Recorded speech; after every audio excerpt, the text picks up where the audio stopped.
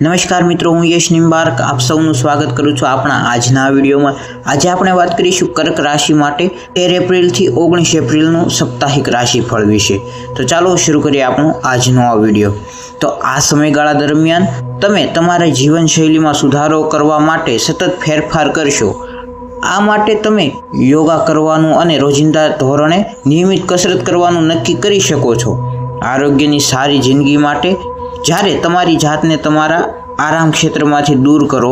જો કે આ સમયે તમારે તમારા પર ખૂબ કામ લેવાનું ટાળવું જોઈએ। આ અઠવાડિયે તમારા દ્વારા નિવેશ કરેલું રોકાણ તમારી સમૃદ્ધિ અને નાણાકીય સુરક્ષામાં વધારો કરી શકે છે। આવી સ્થિતિમાં તમારા પૈસા યોગ્ય સ્થાને લગાવો અને ઉતાવળમાં કોઈ પણ નિર્ણય ન લો। ધૈર્યનો પરિચય કરો, કારણ કે જ્યારે તમારું હૃદય અને દિમાગ શાંત હોય તો જ તમે તમારા માટે યોગ્ય અને વધુ સારો નિર્ણય લઈ શકો છો।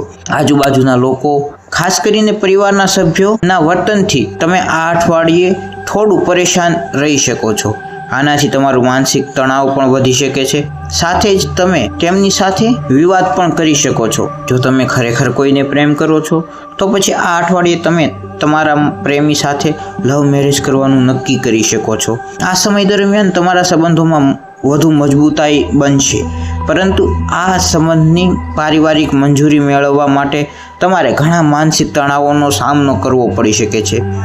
કામકાજની દૃષ્ટિએ તે પહેલાંના અઠવાડિયા કરતાં વધુ સારું રહ્યું છે, કારણ કે આ સમય દરમિયાન તમે તમારા ઘરના વડીલો અને ખાસ કરીને તમારા માતા પિતાનો ટેકો મળશે, જે તમારા જીવનમાં આવતી દરેક સમસ્યાનું સમાધાન ખૂબ જ હદ સુધી કરશે। તે જ સમયે શક્ય છે કે માતા પિતા તમારી આર્થિક સહાયથી વ્યવસાય વધારવામાં પણ મદદ કરી શકે છે। આ સપ્તાહનો સમયગાળો તમારી રાશિના જાતકના વતની માટે શિક્ષણથી સંબંધિત બાબતોમાં સારા પરિણામો લાવશે, પરંતુ આ હોવા છતાં તમે તમારી જાતને તમારા આરામ ક્ષેત્રમાં મર્યાદિત કરી શકો છો, જેથી કેટલાક નાના પડકારોનો સામનો કરવો તમને ખૂબ જ મોટો લાગી શકે છે। તેથી જલ્દીથી પોતાના આરામ ક્ષેત્રમાંથી દૂર કરતી વખતે તમારે તમારા શિક્ષણ તરફ ધ્યાન કેન્દ્રિત કરવાનો પ્રયાસ કરવો વધુ સારું રહેશે।